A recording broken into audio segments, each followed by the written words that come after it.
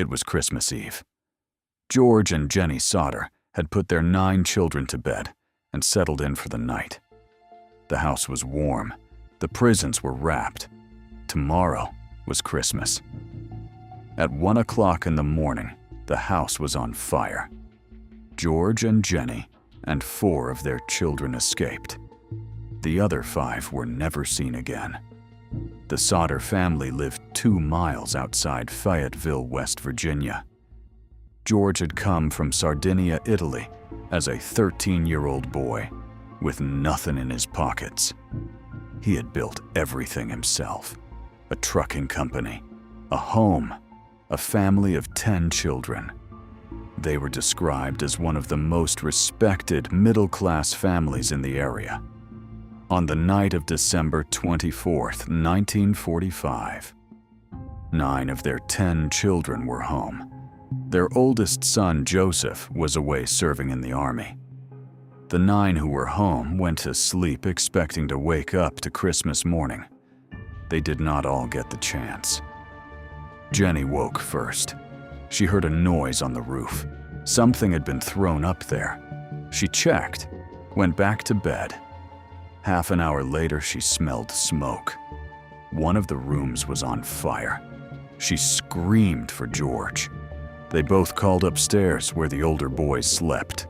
No answer. George broke a window, trying to get back inside. He sliced a deep gash across his arm on the broken glass. He could see nothing through the smoke. The fire had taken hold of everything too fast. A neighbor drove 2 miles to Fayetteville to reach the fire chief. The fire department did not arrive until 8 in the morning, 7 hours after the fire started. By then, the house was gone. The fire chief declared the children dead in the blaze. Their remains had been incinerated by the heat, he said. But something about that conclusion did not sit right with anyone who looked closely. The house had burned in under an hour. Investigators found no bones, no teeth, no physical evidence of any kind that 5 human beings had died in that house. When a human body burns, even at the highest temperatures, bones survive. Teeth survive. There was nothing. And then the fire chief made a confession that changed everything. He told someone privately that he had found a human heart in the rubble. He had buried it quietly without telling the family. When the Sodders demanded to see it, a funeral director examined the object. It was not a heart. It was a beef liver. Fresh. Unburned. Someone had placed it in the rubble after the fire. George and Jennie began to remember things from the weeks before the fire. A stranger had appeared at their home in the fall of 1945. He asked about hauling work. Then he wandered to the back of the house uninvited and pointed at their fuse boxes. "This is going to cause a fire someday," he said. George had just had the wiring checked and certified as safe. There was something else. An insurance salesman had visited the family shortly before the fire. When George declined to take out a policy, the man became angry. He made a threat. He said that George's house would go up in smoke and his children would be destroyed. When investigators looked into this man later, they discovered he had been a member of the coroner's jury that ruled the fire accidental. He had also secretly increased the family's home insurance before the fire without their knowledge or consent. But perhaps the most haunting detail of all came from the night of the fire itself. A woman driving past the burning house said she saw the faces of the children looking out from the back window of a car speeding away from the scene. The morning after the fire, a hotel owner in a nearby town said 5 children matching their descriptions had checked in overnight.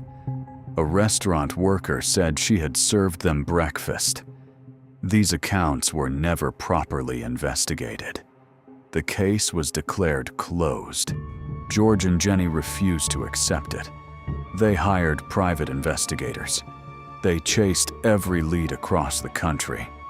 A woman in St. Louis wrote to say Martha was living in a convent there. George investigated. Nothing. A bar patron in Texas claimed to have overheard someone talking about a Christmas Eve fire in West Virginia. George went to Texas. Nothing.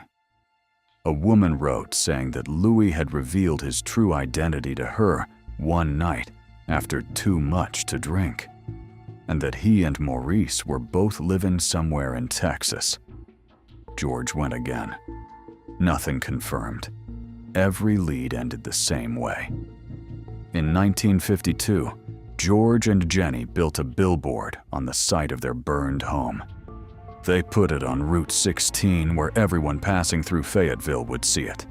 5 faces, 5 names, 5 ages, and one question in large letters. What was their fate? Kidnapped? Murdered? Or are they still alive? That billboard stood for nearly 4 decades. Then in the 1960s, something arrived that gave Jennie the closest thing to an answer she would ever receive. An envelope is the mail. Inside, a photograph. A young man. Dark hair, dark eyes. Looking directly at the camera with an expression that made Jennie's hands shake. He looked exactly like what her son Louis would have looked like as a grown man. On the back of the photograph was a single handwritten line. Louis Sodder. I love Brother Frankie. Lil boys. A 901, 32, or 35. Nobody has ever explained what those words mean. Nobody has ever identified who sent the photograph. Nobody has ever found the man in the picture. Jennie carried that photograph for the rest of her life. George Sodder died in 1969, still searching. Jennie died in 1989. After her death, the billboard came down. The youngest surviving child, Sylvia, was just 2 years old on the night of the fire. Her very first memories were of her father bleeding and the sound of everyone screaming. She spent her entire life trying to understand why. Sylvia Sodder died in 2021 without ever finding out what happened to her brothers and sisters.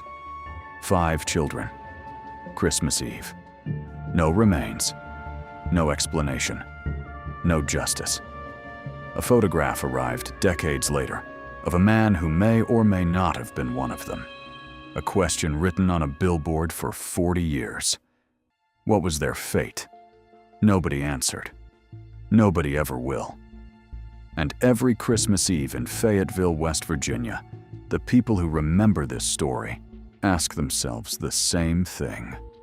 Where did they go? That night, in the dark, while the house burned behind them.